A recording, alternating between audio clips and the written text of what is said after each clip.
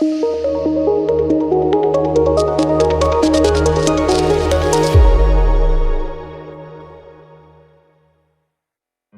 guys, my name is Rodrigo, and in this video I'll be showing you how to distort text without rasterizing very Photoshop. I have my text layer over here. I'll right click and select convert to smart text. Now press Ctrl T, right click and select distort. Now hold the shift key and then drag the top side up.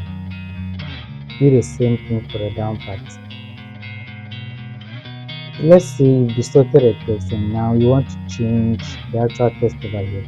If you change the text, just double click here and then you can change the text.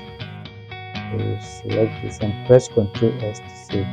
Now go back to the main page and then you will see that the text has been changed.